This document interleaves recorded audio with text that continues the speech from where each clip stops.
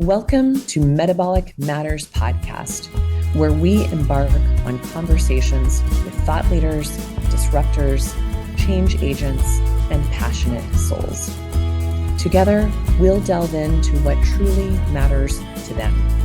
And you'll learn how to metabolize this newfound wisdom so you can transform your own metabolic health.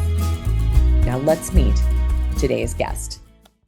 Okay, this is going to be a good one, I think. I mean, aren't they all? But this one in particular. And before you've had a little bit of intro about who the man, the myth, the legend is. What I'm very excited is I want to tell you a little backstory about how Dr. Paul Anderson came into my life. And so he didn't start in my life. I don't even know, Paul, if you know this story. But back in the late 90s, my then boyfriend, now husband, Steve Ottersberg, was in charge of the biochemistry board reviews at a number of the medical schools while he was finishing up his PhD in biochemistry. And he sadly left that position as he moved on to work for Merck, which in and of itself is another funny story. And you took over. And I want to tell you, for probably 2 or 3 years, your name would come up and Steve would be like, damn him. He'd never even met you, but he was so certain that you stole something from him or that you somehow would not be doing as good of a job as he would be doing. He had quite a story going in his brain that, I mean, this is what's so funny. He would always see you as the guy who took his favorite low-paying, no-paying gig away from him. So he so wanted to despise you and just out of sheer jealousy, until we finally met in person some years later. And it was incredibly clear that you are kindred spirits, that we are kindred spirits, that you are clearly a brother from another mother, that the backroom troublemaking sessions that we were actually starting to talk about before the recording hit, that the number of getting shushed in the back of the room, I'm sure outnumbers anything that the three of us have kept track of over the years. But basically it's hard to believe that there was ever a time that we did not know Dr. Paul Anderson, as you have been so near and dear in our hearts and in our minds. And it's just an absolute joy to have you here. So welcome. Thank you. And just so you know, yes, I knew about that because the very first time I met Steve, when you left the room, he told me. But he also told me that he got counseling around it and he felt better now, and that I seemed to be an okay guy. So but no, he had to tell me right up front, that there was a whole history I had no idea about. You weren't involved in that story. Apparently, he made it so. Well, that's because I think we're connected on some other level, and it truly was like a crappy paying job too. Like it's not, I didn't really got it. He was gone. So anyway, no, I did know that, but I was very happy he'd made peace with me before he met me, and. I love this. And the other thing we were talking about before we came on here is, at some point, anybody who knows both Steve Ottersberg and or Paul Anderson, we've just decided that we are going to do a podcast of the two of you at some point, and that we're just going to kind of set you loose, sort of maybe Joe Rogan style, maybe a little bit of mezcal in the background to see. We were just talking with Lynn, like sort of the drinking with historians, or what is it that old show. We think we could probably come up with solving the world's problems with the two of you in a room together, or at least your belief systems that you could do that. So it's really fun to have you here. One of the most intelligent people I know, and one that is so without ego around it, which is really refreshing in medicine in general and academia in particular. And so it's really fun to have you here. So I thought we'd start just by asking a little bit about you and your career background, because I was kind of going through the list. Correct me if I'm wrong. You started out or had some moment in like the light world, the physics world. You had you've had multiple lifetimes. So teacher, IV guru, clinician, conference facilitator, researcher, writer, FDA expert witness or target, depending on the day. like I said, this expert, and when I was at a photodynamic conference not too long ago, it came to light that, and I mean that pun sincerely, that you have expertise in this area. I mean, my God, you have been at this a very long time. And by this, I mean the sciences, the practice of medicine, the teaching clinicians, the doing of research. Of all these hats that you've worn, what would be your favorite and why? Oh boy. Yeah. So, you are correct. In 1976, I got my first job in a lab, and I was going to go to medical school, and then I kind of thought, oh no, I don't want to do that, and time marches on, all that stuff. So I had different iterations prior to being a physician in kind of hard sciences, as physics and light, but in the interface between that and medicine, and some other cool things. I was parts of groups that invented things that had never been invented before in that world. Sadly, the patents were borrowed by a government agency, and so we didn't get any money. So that then I had to make a living, and I thought, well, I should go back to medical school. And what so Default. just so people know, my father's mom and dad they would be quite old, but they passed away. But dad was a physician, mom was a nurse. Okay, so I grew up in that environment. Not all, the majority of the people we knew were other doctors, and so this is sort of, that was my growing up. But what I started to realize as I kind of moved through the lab world was I saw the way medicine was sort of going in the 80s. And I thought I would get in a lot of trouble. Like, I mean, this is no surprise to you, but I don't think, because at that time they were starting to get more and more narrow and more protocol driven and sort of less creative and, whatever. And there's good to both sides. But I just thought, man, if I went and I was, like a specialist, like my dad or something like that, I would get bored, and B, I would start to get into other things that would get me in trouble in the system.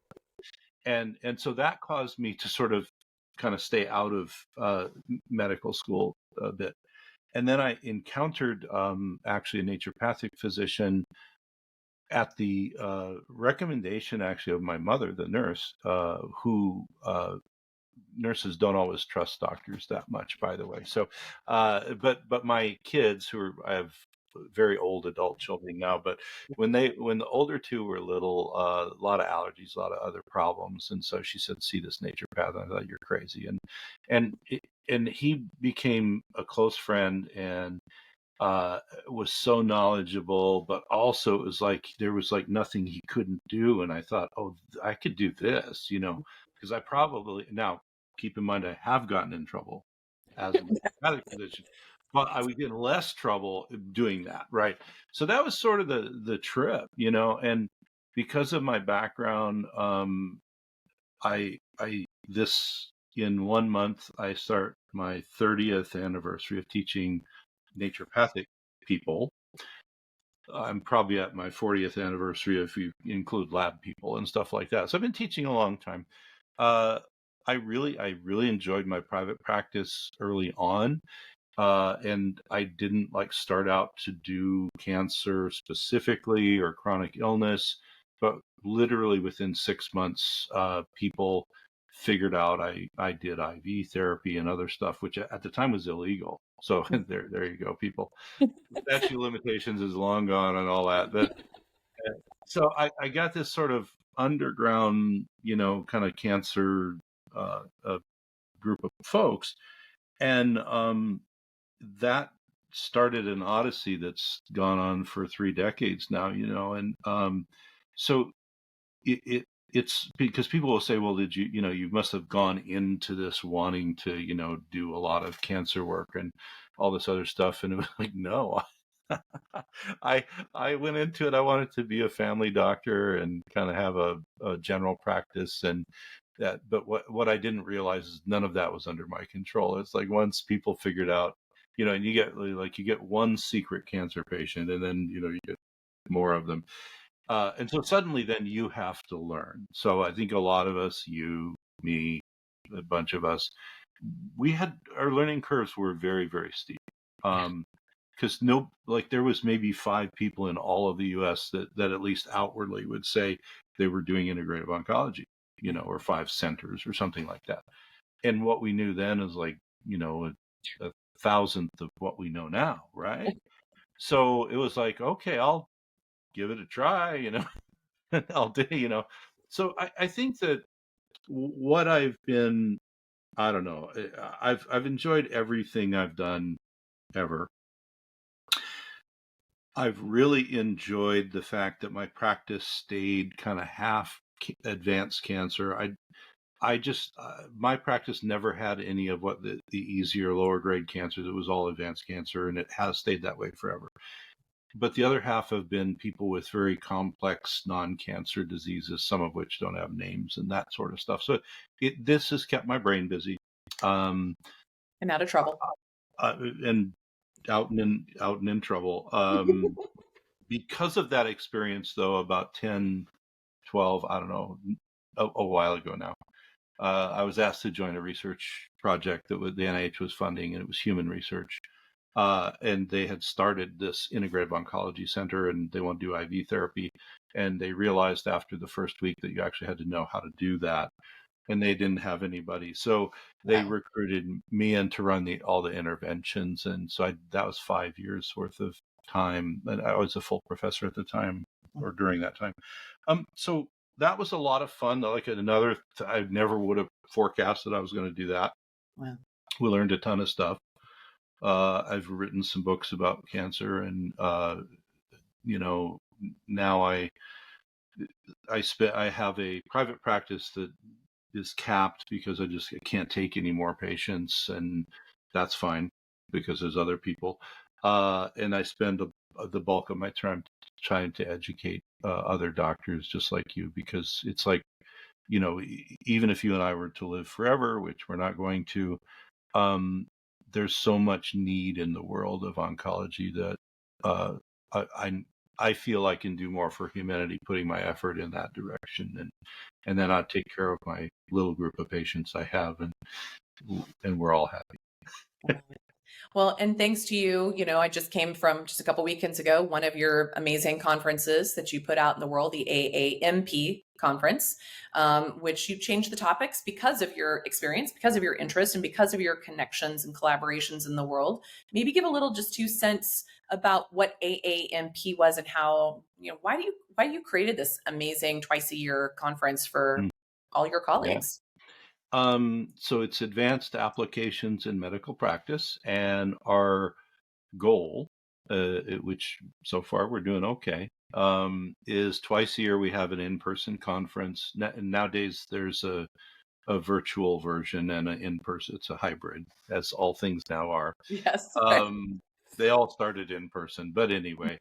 And the goal really was, there's this large group of integrative providers, okay, under, some are naturopathic doctors, some are integrative nurse practitioners, some are MDs or DOs, or some are PAs, some are nurses, whatever.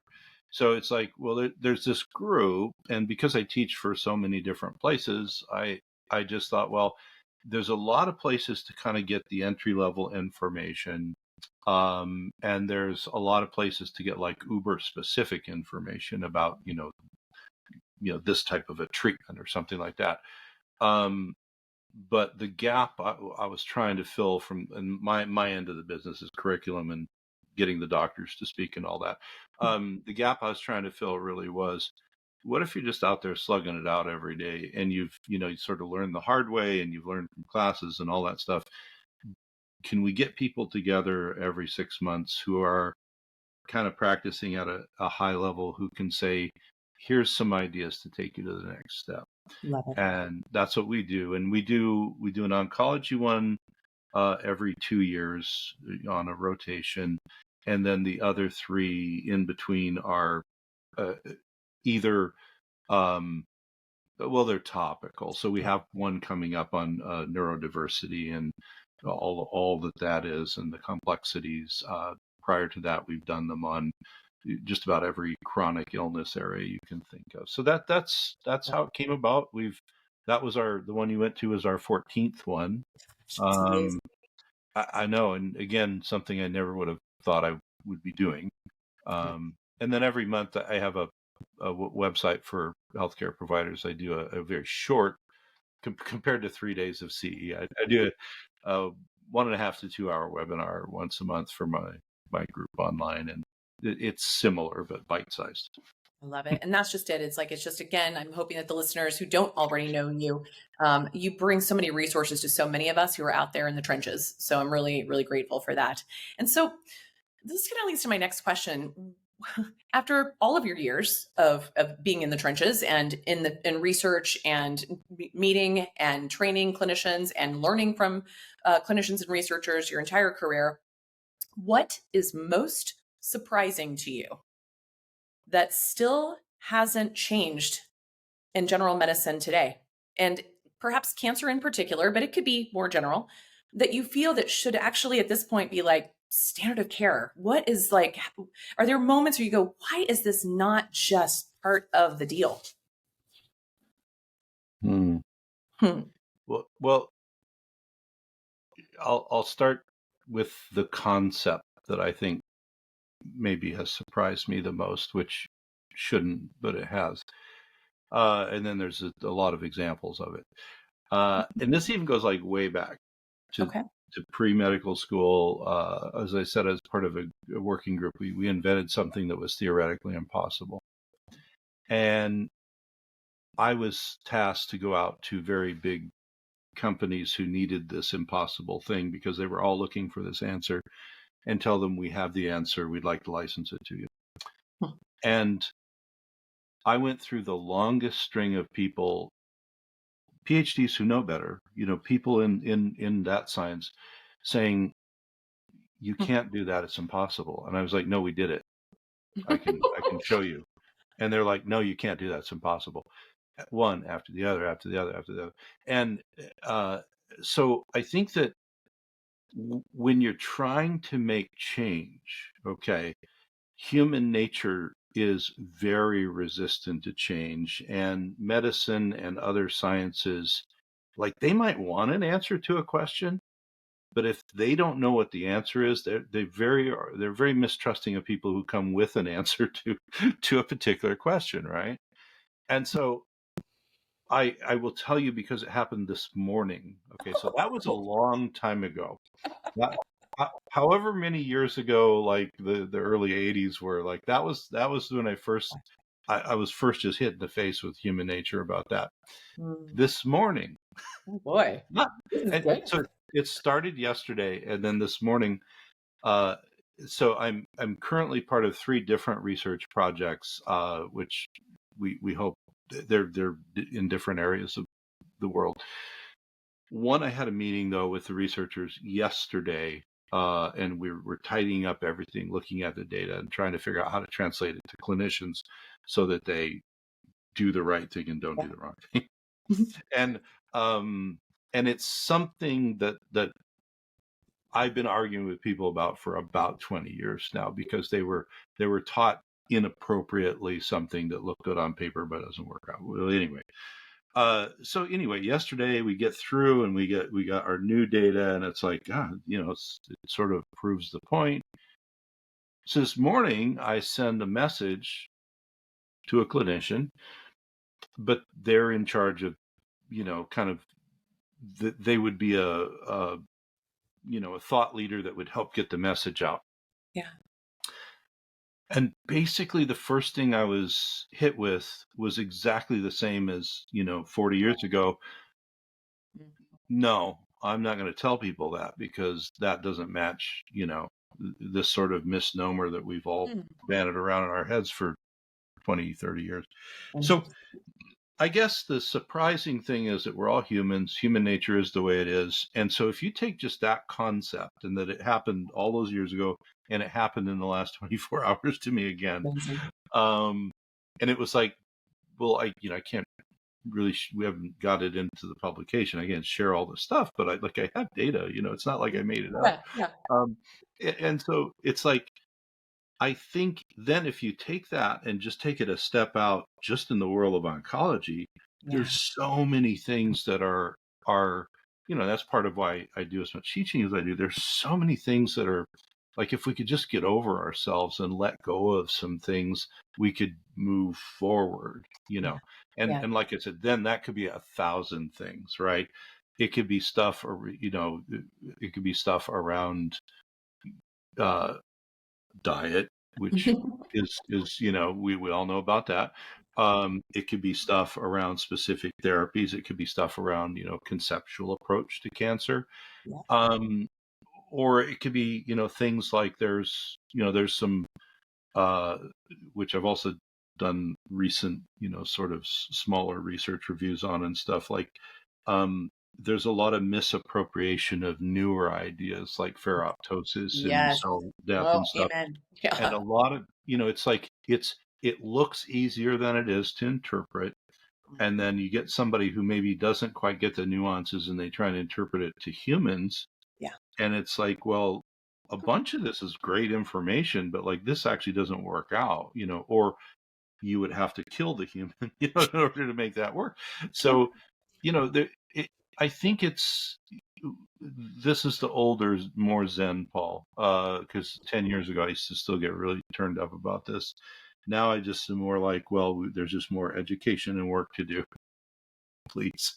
Very Zen with a grumble under the breath. Yeah, it's like it's a rough Zen that I have, but at least I would be redder now. But I think it's like realizing, okay, this is human nature. This is the way people have always been. They don't like change. They want simple answers to complicated questions, and usually those don't exist. And so we just have more work to do to enlighten and inform people and say, look, it's not that this is all bad or all good. Exactly.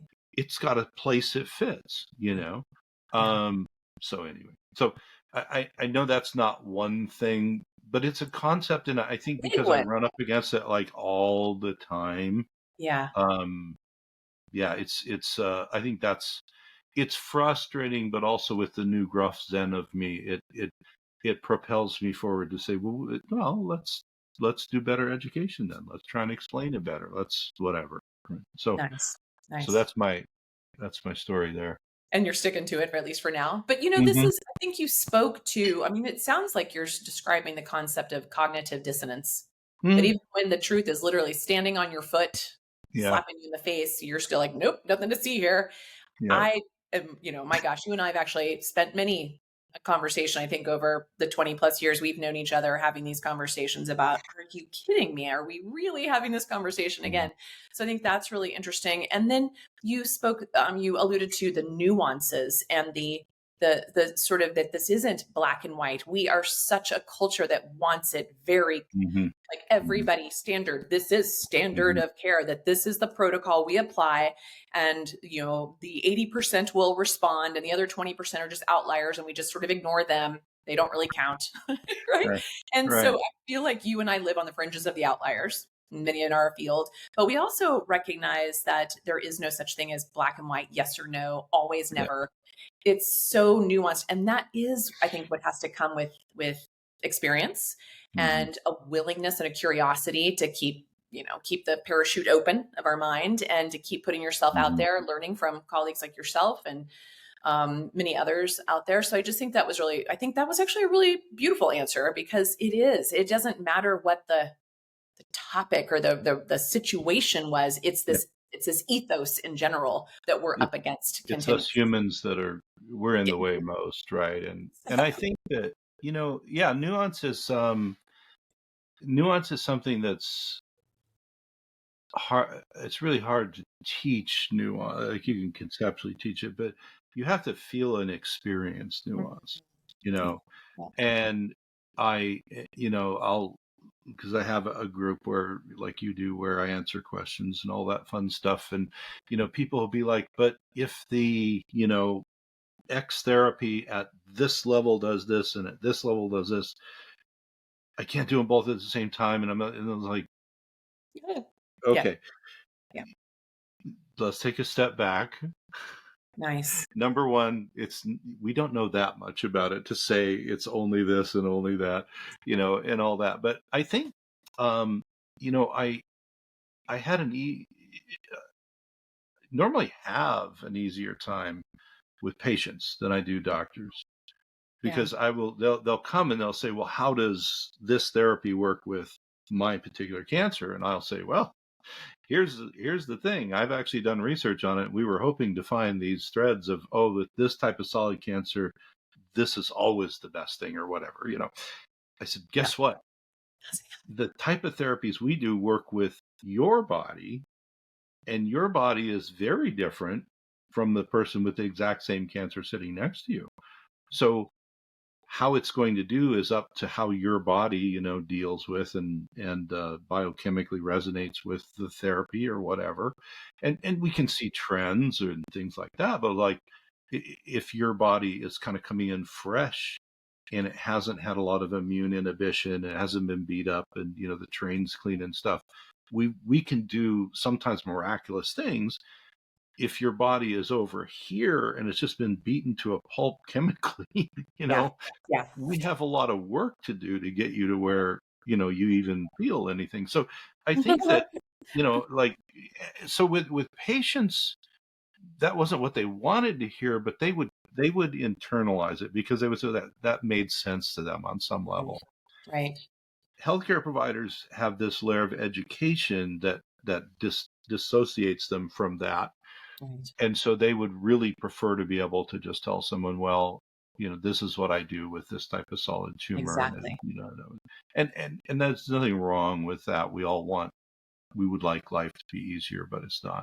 And when you have cancer, cancer is lots of things, and cancer is as much about all your healthy non-cancer cells and how they're behaving, and as the evil cancer cells are. So I think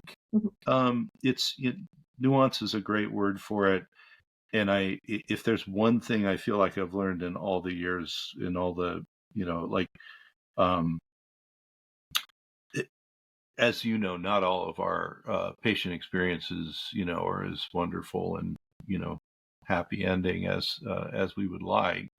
And I think the learning through the hard way with all that, it's like you have to be like, you can never think that you know enough. Number one, you have to be very open.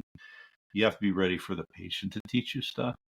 And you have to be honest with them to say, I'm going to start where I think we should start. If your body tells us we're doing a great job, well, high fives all around. We'll keep going. If your body says, hey, no, that's not me, we're not going to keep pushing you down that road because I think it's a good idea. Your body has to think it's a good idea too. So I think that it's like that's been probably the biggest lesson. And that's a tough thing to teach people. Yes. And I often tell people, so I have this practice that I can't take any more patients. I say that out loud because people would refer more people to me, and it's yeah, take new patients, folks. I don't have a single patient who reacts even atypically. Like, they are all there every day to humble me. Literally. And to say, even the most like out there thing that, works with all the, margin of the bell curve people, guess what? That didn't work with me. You better start thinking of some new things. They don't say it that way, but that's what their cases are telling me. So I have somehow devolved to some sort of practice that is just there to teach me that I don't know as much as I think I do. Oh, that's so beautiful. It's actually so beautiful to hear that, because it keeps you hungry and curious and striving, to be there. And I think that's a really important one, because I think some colleagues do reach a point in their career where they think they've got it figured out and that's their protocol and they're sticking to it. And that's the fastest piece of humble pie you'll ever ingest right there. So I think that's pretty interesting. And it's one of the things that's really wild is, and again, I've known you for a very long time, and because I've been my own N of one and helped lots of people and learned from lots of people, similar to what you just described. our best teachers, right? And known and kind of been on parallel tracks and learning from you over the years as well. You've always been someone who's really supported just me in general and many of our colleagues, but I feel very, pleased. I just like you've been someone who takes the time to support just who I am and what I'm up to. And you were one of the few and first providers who really were able to go there with me about the metabolic approach to cancer. And you seemingly grokked it on your own well before you and I ever talked about it. And, neither of us were taught this in medical school. And in fact, no one's taught this in medical school all these years later. Absolutely not. I mean, I can't, but that's one of the things that I get frustrated with. I'm like, seriously, we're going to have this, we're still having these conversations. Despite we've literally disproven the somatic mutation theory as the starting point of cancer more times than you could shake a stick. So, but I want to know how you would, if you were sitting on an airplane next to a fifth grader who said, what's metabolic oncology, metabolic approach to cancer? What do you mean? What would be your elevator spiel that you would use to describe it in a nutshell? Yeah. I think that especially, fifth grader probably will accept things better than an adult. So I'm glad you gave me a fifth grader. But I think that the way that I like to think about the metabolic approach to dealing with cancer is that there are in the research kind of two big pathways. One is, lifestyle and terrain and diet and toxins and all that stuff that change our metabolism and change our epigenetic signaling and all of this business that lead us to bad metabolism, which can lead us to turning on, the wrong genes and cancer and all that. But then there's also this other pathway that is, and I was just listening to an oncologist at 2:00 this morning because I couldn't sleep, and I listen to oncologists to put me to sleep usually. So, but he was saying, I don't even know how many cancers there are. He says there's at least 1,000, if not more, because there's so many that are all different. And that really, I thought, well, A, how honest, and B, he was saying, look, we really don't know as much as we think we do. But in that macrocosm of all these different types of ways you can experience cancer in cells, there are metabolic faults that the cancer cells are either trying to use to survive better, or they're just sort of made that way, and it makes them either neutral or more resistant to treatment, or other things. So like you've got your body maybe being messed up through toxicities and other terrain issues, and then you've got cancer that develops, and then it takes advantage of its own internal metabolism problems that it has. Yeah. And when those two things hit together, that's usually when we figure out we have cancer, right? So it's sort of like the metabolic approach then has to consider both sides of the equation. What has happened to our body to get us there, and what can we do to help that? But also, and the problem, if we're to believe my oncologist friend from last night, say there's 1,000 different types of cancer, they don't all act the same way. They some of them have one group of gambits they like to use, and some have different ones and stuff like that. So then that tells us that we have to work on the human part, which is what got us there, and the cells that don't have cancer, and cleaning things up. But then on the cancer side, we have to do things. I would tell patients, I'm doing metabolic therapies to weaken your cancer cells as much as possible. They don't like this, right? Yeah. This is not their optimum operational, milieu. And so if I can get you healthier, and I can do everything I can to just push the cancer cells into a weak state, your immune system and other treatments and everything have a better chance, right? Yeah. But if we don't acknowledge both, you miss, it's not like 50-50. It's like 100% coming together very in nice. the world of cancer. And frustration I have a lot of the times in all forms of oncology is,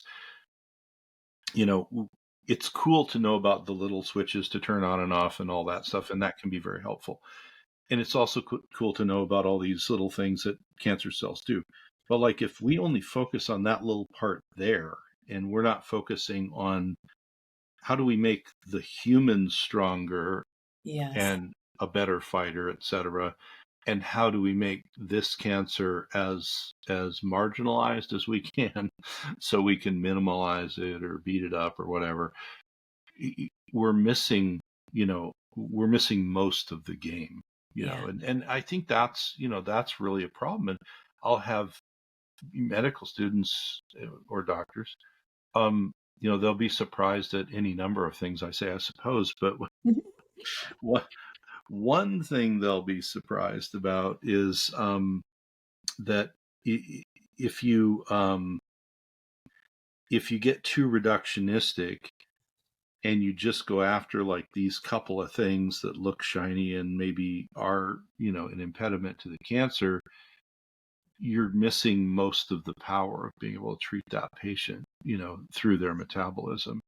And the other thing that will freak people out is, and I know you've had lots of experience with this, a lot of my longest lived stage 4 cancer patients, from the very beginning of meeting them to 5, 10, 15 years later, and they're still alive, on imaging, they have all the same amount of cancer that they used to have.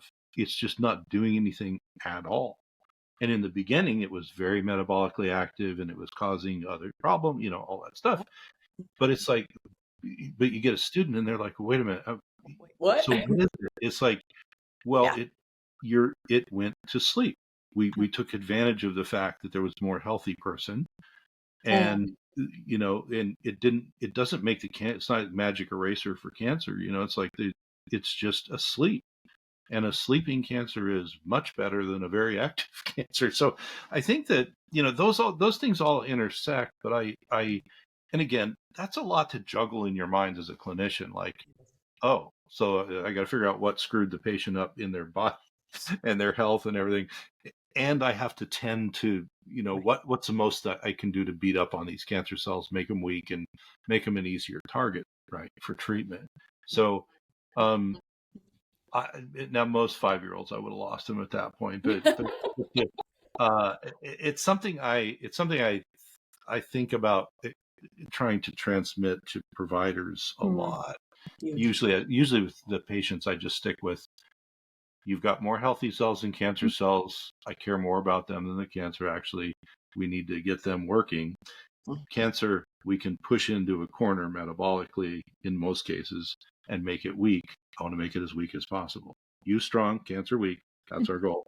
Let's see what we can do from there, And and I think, I timelines are I don't do timelines well. Too many head injuries, but I think I came upon like metabolic approaches to cancer. They even made sense when I was like go back to like the 90s, when everyone was saying it was witchcraft and would make worse cancer and all that stuff. And it's even made sense then, chemically speaking. And, so I've always kind of had that in play. And then through the cancer research, I was actually able to start to mess around with some, actually manipulating people's metabolism, and then looking at, okay, if I manipulate it from the outside, does it make a difference then if they manipulate it with their diet and with these other things? And here's the pitch on that. The more things that get manipulated, the better it works. Literally you're getting me on I was hot this morning, boy. Literally this morning, I told somebody, because they were all excited about this one this one kind of important chemical manipulation you can do with cancer from the outside, right? But my reply to them was, look, I read all your stuff. Well, obviously they didn't read they didn't read all of it. I said, if you go back and read it, what you'll find is this one manipulation is very, very weak unless it is surrounded by all the other things that make it work. Yes. And so you and I know it's easy. We like to focus because I can do this one manipulation myself to the patient.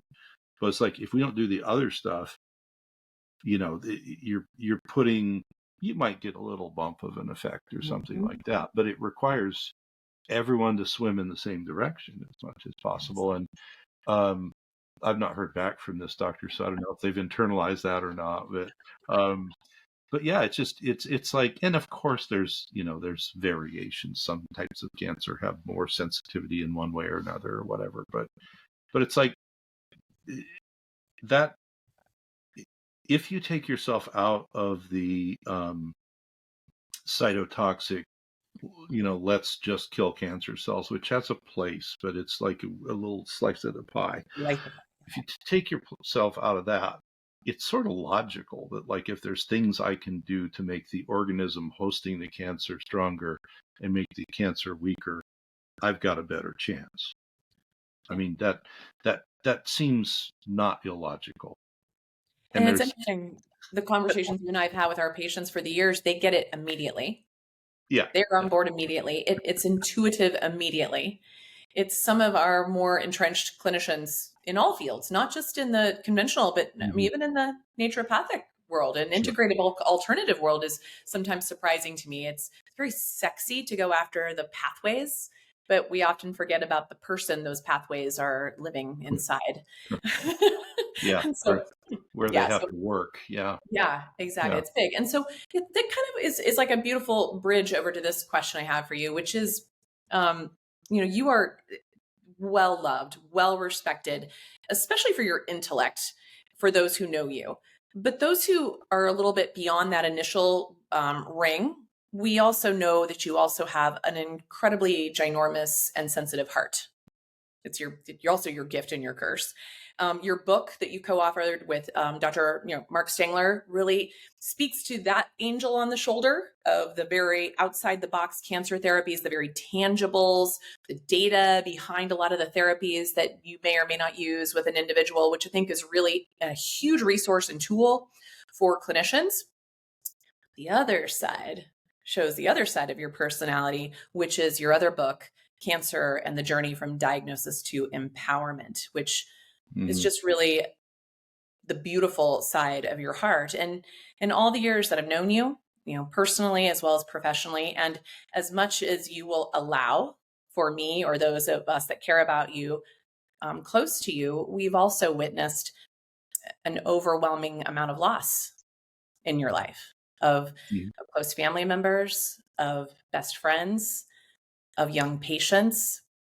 And I'd really like to know how you meet grief and loss, and perhaps words or actions of encouragement that you need from us or that you could share with us. Yeah. I think that's, if there's something that sort of is an exact parallel to my journey of thinking I'm going to have a family practice, and then within 6 months having all these cancer patients who most of them were ready to die and all of that, and then starting to get pediatric cancer patients real early who are not doing well.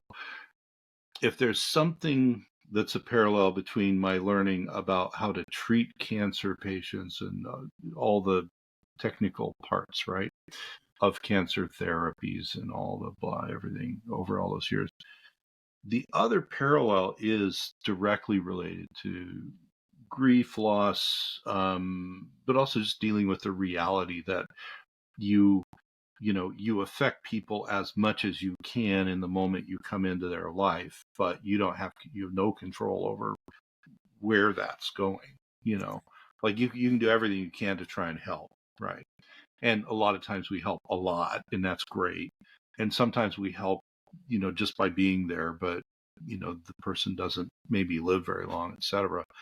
And I think that, so if I'm looking at those two sort of trails, in the very beginning, I wasn't ready for it because no one teaches you Definitely that that's a part of the deal. I mean, it is, but there's not really, unless you had like some amazing mentor, and we didn't. There's nobody to say, look, this is, you got to be ready for this as well as this, and you have to be, and all of that. So kind of, I think we all had to learn that the hard way. And so now it's sort of like you go to this other end of the spectrum, and I know so much more about the therapeutics and all that business. I'm also more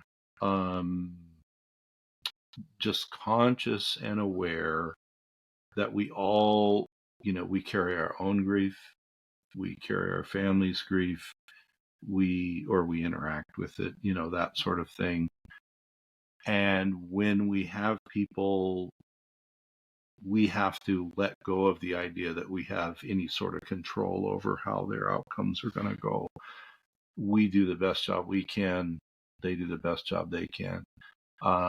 And the rest is up to everything else other than us. And it doesn't make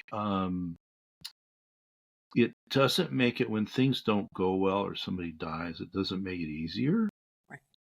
But it makes it less soul damaging, I think. If I rewind my mind back to the early days and especially the first child who passed away, all of it, like, I went through a patch where I literally told a friend, I'm not really doing oncology. I'm more of like a midwife to dying people. That's what I've become, and I really hit a patch. And I think that was there to teach me. I'm a slow learner, so it was a rough patch. And I think it was there to teach me a very hard lesson about, I've got my own stuff around all that. And I also need to know where does Paul stop and where does, their world begin. So I think that's a big part of it. And I guess, as you mentioned, there's sort of two major cancer books I've been involved with, and outside the box being more just the tools to use, and also really we wrote it. The reason we put all the references in are not because it's a textbook so much as you can talk to your oncologist when they say there's no research, and there, you can show them that there is. So there's that. But then in reflecting as we were rolling that book out, and I was starting to mentor a lot more doctors at that time, I thought we have a chapter in there, about the mind, body, and the spirit and all that stuff. But I think we need like I tell people, and actually this book is used in the journey from diagnosis power is used in standard oncology units. Usually some nurse brings it in or something. Because it's agnostic to how you treat your cancer. Exactly. What we know scientifically is that if I'm an empowered patient, I have better quality of life. My, pain management works better. Other drugs work better. There's no downside to being an empowered patient, right? Medically speaking. Cancer is the most disempowering thing, one of the most you could probably think of. And so the whole book was just from this journey I had of trying to sort that out, but just every day talking to people about where you at with this and all. And then, a little bit of science in there just to show, we did our homework. That book really is about, it doesn't matter, how you're treating it or whether you're going to live a long time or short time. You need to deal with this in a way that makes sense to you and become the most empowered patient you can, because those people, if we both sit down, we look backwards over all the patients, the empowered people generally have better quality of life. They generally respond to therapies better. They're generally more open to doing, stuff that we might want them to do. All sorts of good things come from that. So yeah, that's sort of, it's almost like a yin and yang of the cancer world. Exactly. And they both came from, the first book was more all here, and the second one was all here. Exactly. And I think that you really show us the complexity of who you are, because I think that, you know, in your field, as long as you've been out there, there's many people who just know you as the intellect, and a few of us have the beauty of knowing you as the, you know, the big teddy bear, as well. And the combination of the two is actually what makes all of your teachings and all of that you share with us come alive. And so I really love to see the integration of those. And you even spoke to it really beautifully before I asked you that question about, you can aim at the cancer cells all day long, but until you deal with the condition, Mm-hmm. and that condition may be the diet, the lifestyle, the environmental exposures, but very much the mindset, the psyche, the spirit, the level of empowerment or disempowerment. You just really wove that together in a beautiful bow, and I really appreciate that. And so, in my final kind of thought or question for you to leave with all of us, I guarantee that you have impacted hundreds, if not thousands, of doctors with your wisdom and your wit. So, number one, kind of a two-part question. Do you see any signs of hope on the horizon with regards to a better way of caring for our cancer patients? Okay, so I get to pause and answer one question at a Yeah, time. I'll let you do Okay, that. it's not like the White House. All right. Yeah, exactly. So yeah, yeah, yeah. Um, yeah, you know, it's yeah. Short answer is yes, and it's interesting. You had mentioned, you know, you went to the, just what was it, 4 weeks ago? We did the oncology conference, and um, I went into it because, you know, my job is also wrangling speakers, and like, you know, like doctors are, you get these really smart people, and it's just like squirrels, you know, and you got to bring them in, and and and you're trying to tell a story to the audience, and it's, you know, so I have a lot of other things on my mind beyond what I'm trying to teach. Um, and I was having a bit of existential crisis, as I do, but right before these things, and it's like, oh God, you know, this could be so overwhelming because we went really deep on some stuff and whatever. And someone who I have in my life to help me stay centered and help with my mind body work, which we all should have some professional there. Yes, I indeed. was just saying this beforehand, and they said, you know, because then there were other things that happened that were even, you know, tragedies that intervened and all this stuff, and they said, you know, what you should probably think of is that the the core of what people are looking for beyond all the technical stuff is hope. And that stopped me dead in my tracks, because I was like, you know, my brain has been so busy trying to get all this set up and all these things to do, and it's like, that's true, you know, like beyond all the technical stuff, which can really get confusing. Providers want hope, patients want hope, you know, all of that, and I think that I think the way I look at it now is my hope is always tempered by the fact that there's a lot of external forces that don't really like what you and I do. But that doesn't mean that there aren't more external forces that might help us and move us forward. And so when it comes to hope, when I think of hope, it's like, if I take 3 decades apart and I look at the first decade and what I knew and what our community was able to do and everything, we did pretty good, did the best we could. If I compare that to the last 5 years, it's like that is such a quantum leap just in what we all know, what they know in standard oncology, what we know, you know, the whole thing, right? So it's like, my hope is, if in 30 years that's happened, and we're, you know, it's like, wow, compared to there, look at what we're doing, you know, and if the last 5 have been even more, you know, kind of spinning up and more helpful, imagine, what we can do as we keep moving forward and trying to learn, and we get more people doing this and all of that. So that's where my hope comes from, is that is a core thing people want, obviously, and it's a legitimate thing that all humans should want. And we have evidence to show that there is hope. If we look backwards, we're not who we were 10 years ago or 5 years ago, but especially not 30 years ago. And we can do, better work. We're getting better at it. And 10 years from now, who knows? I think it's not static. Humans aren't static. Our knowledge isn't static. So that's really where that's where hope comes from. And I think I have tons of that. Beautiful. And the final part of that question is, what legacy do you hope to leave for future generations? He's taking a shot at tequila for anyone who's not watching. No. Not really. Do you know what's sort of funny? This is water. But there's a few herbs in here that the person who is helping me with my mind-body connection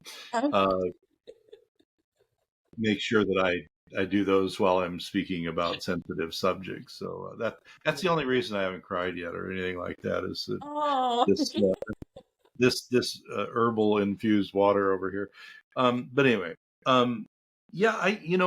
again, like every other answer I've had, it's like, I never thought I'd do that. Yeah. It's like my whole life has been being open to, what's the next thing that I can do? As opposed, I've had general ideas of directions, but it's like, you don't know, what's around the next corner and all that. I think when it comes to legacy and stuff like that,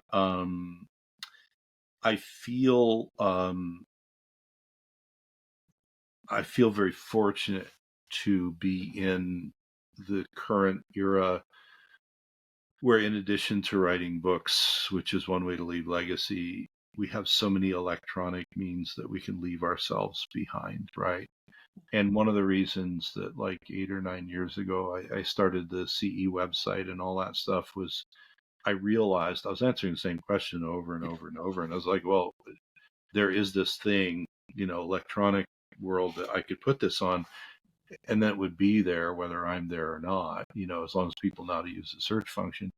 And I can, distill into courses things that come up, and and then we, as I go along, I look in the future and I say, people are not doing very good understanding ferroptosis, or they're all excited about this treatment or whatever, and I was trying to break it down and make it like, okay, here's the shiny good part, here's the part you got to be careful with, here's the science, and here's where it's going.